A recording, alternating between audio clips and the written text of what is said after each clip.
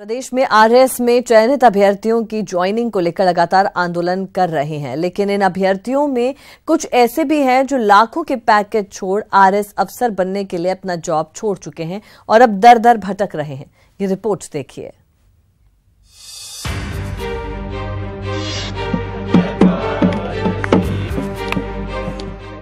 RAS बनने का सपना देखा, तैयारी भी की, सिलेक्शन भी हो गया, जिसके लिए अपनी नौकरी भी छोड़ दी, लेकिन अब वे बेरोजगार हैं। सुनने में जरा अटपटा लग रहा होगा, लेकिन यह सच है। जिनका 2016 भर्ती में आरएएस में सिलेक्शन हुआ, आज वे अभ्यर्थी नियुक्ति की मांग को लेकर प्रदर्शन कर रहे हैं। तस्वीरों में दिख रहा युवक देवकिशन राठी है। राठी केंद्र सरकार के सेंट्रल एम्प्लॉय फंड कमीशन में अकाउंट ऑफिसर के पद पर कार्यरत थे, लेकिन आरपीएससी में सिलेक्शन होने के बाद अकाउंट ऑफिसर के पद से त्याग पत्र दे दिया। मेरी को जॉब छोड़े हुए 10 महीने हो चुके हैं, अभी तक ना कोई ज्वाइनिंग आई है और ना कोई अभी पता है कि कब तक ज्वाइनिंग आएगी। हर बार यही होता है, अब कोई हम दूसरी जॉब भी नहीं कर सकते। जब भी मिलना जाते हैं नेताओं से और या फिर ऑफिसर से, तो बोलते हैं हो जाएगा प्रोसेस, 1-2 महीने में कंप्लीट हो जाएगा और सारा कुछ हो जाएगा। तो हम 2-3 बार धरना भी कर चुके हैं। तो इस चक्कर में ना कोई दूसरी जॉब ज्वाइन कर पा रहे हैं, ना कहीं और एग्ज़ाम दे पा रहे हैं। और ये जो राजस्थान का सबसे बड़ा एग्ज़ाम आरएएस को माना जाता है, उस एग्ज़ाम में अभी तक ज्वाइनिंग न मिल पाना बड़े दुख की बात है। विडंबना देखिए, केंद्र की नौकरी से त्याग पत्र देने के 10 महीने होने के बाद भी देवकिशन राठी को आरएएस पद पर नियुक्ति नहीं मिली है। अब राठी बेरोजगार बैठे हैं। अब पैसे की दिक्कत आना भी शुरू हो गई है। देवकिशन राठी हाथ में फाइल लेकर नौकरी की तलाश कर रहे हैं। सबकी पारिवारिक परिस्थितियां एक सी नहीं होती।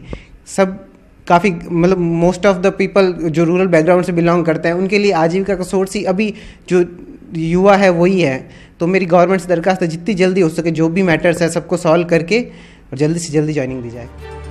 बहरहाल प्रदेश की राजधानी में आरएएस चयनित अभ्यर्थी धरना प्रदर्शन कर नियुक्ति की मांग कर रहे हैं। सरकार ने न्याय दिलाने का आश्वासन दिया है। ऐसे में देखना होगा कब तक उनकी उम्मीद पूरी हो पाती है। न्यूज़ 18 राजस्थान के लिए जोधपुर से ललित सिंह की रिपोर्ट। आरएएस भर्ती परीक्षा 2016 में चयनित अभ्यर्थी पिछले कई दिनों से धरना दे रहे हैं। दरअसल ये सभी सरकार से जल्द नियुक्ति की मांग कर रहे हैं। धरना दे रहे अभ्यर्थियों से मिलने और उनकी परेशानी को जानने के लिए मंत्री हरीश चौधरी पहुंचे और उनसे बात की। अभ्यर्थियों से बातचीत के बाद मंत्री से बात की हमारे संवाददाता अरबाज अहमद ने क्या कुछ कहा मंत्री ने, आइए आपको सुनवाते हैं। मांगे बिल्कुल जायज है। ये सरकार संवेदनशील सरकार है और उसी संवेदना से इनकी जो जायज मांग है, जहाँ कहीं भी निर्णय वंचित है वहाँ निर्णय कराएंगे, ये मैं इनको विश्वास दिलाता हूँ। यहाँ मैं किसी नेता के तौर पर या किसी सरकार के नुमाइंदे के तौर पर नहीं आया हूँ, इनकी बात से सहमत एक नागरिक के तौर पर आया हूँ। राजधानी जयपुर में टेरर फंडिंग मामले में केंद्रीय सुरक्षा एजेंसी ने आरोपी मोहम्मद हुसैन को एयरपोर्ट से धर दबोचा। जानकारी के मुताबिक एनआईए और आईबी को लश्कर-ए-तैयबा के सदस्य मोहम्मद हुसैन के दुबई से जयपुर आने की सूचना मिली थी। आरोपी को पकड़ने के बाद एनआईए टीम आरोपी को लेकर दिल्ली रवाना हो गई।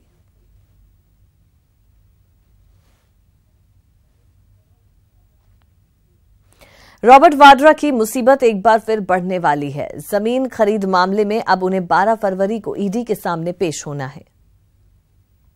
मुश्किल में वाड्रा, फिर होगी ईडी के सामने पेशी। वाड्रा बोलेगा, राज खोलेगा। जी हां, एक बार फिर रॉबर्ट वाड्रा मुश्किल में नजर आ रहे हैं। राजस्थान हाईकोर्ट ने उन्हें इस बार भी कोई राहत नहीं दी और हाईकोर्ट ने स्काईलाइट हॉस्पिटैलिटी लिमिटेड की याचिका पर सुनवाई करते हुए वाड्रा और उनकी मां मॉरीन वाड्रा को ईडी के सामने पेश होने का आदेश दिया है। वाड्रा के साथ उनके फर्म के सभी पार्टनर्स को भी ईडी के सामने पेश होना है। वाड्रा के फर्म में उनकी मां मॉरीन वाड्रा भी पार्टनर है। और वो कोर्सिव एक्शन वाला ऑर्डर हटा दिया गया है और साथ ही स्काईलाइट हॉस्पिटैलिटी के जो पार्टनर्स हैं उनको डायरेक्शन दिया है कि आप जाइए और ईडी अथॉरिटीज के सामने बयान रिकॉर्ड कराइए, फिर उस पर वो जांच करेंगे, ईडी अथॉरिटीज अपना माइंड मेकअप करेंगी, उसके बाद समुचित कार्रवाई कानून के अनुसार की जाएगी। राजस्थान हाईकोर्ट के आदेश के बाद अब वाड्रा और उनके सभी पार्टनर्स को ईडी की जांच में सहयोग देना पड़ेगा। हालांकि कोर्ट ने इस पूरे मामले में नो कोर्ट इन एक्शन के आदेश को तो स्थगित कर दिया है, लेकिन गिरफ्तारी पर रोक जारी रहेगी। चलिए अब ये भी जान लीजिए कि आखिर क्या है पूरा मामला। दरअसल पूरा मामला जमीन की खरीद फरोख्त का है, जिसमें बीकानेर के कोलायत क्षेत्र में 275 बीघा जमीन खरीद फरोख्त के मामले में ईडी में जांच चल रही है। एएसजी रस्तोगी के मुताबिक वाड्रा ने अपने पार्टनर मॉरीन वाड्रा को एक चेक दिया था। इस चेक के द्वारा बिचौलिए महेश नागर ने अपने ड्राइवर के नाम जमीन खरीदकर इस पूरे घोटाले को अंजाम दिया है, जिस पर जांच चल रही है। जाहिर है अब 12 फरवरी को वाड्रा और उनकी कंपनी के सभी साझेदारों को ईडी के सामने पेश होना है और ईडी के सवालों का जवाब देना पड़ेगा। जोधपुर से न्यूज़ 18 के लिए चंद्रशेखर व्यास की रिपोर्ट।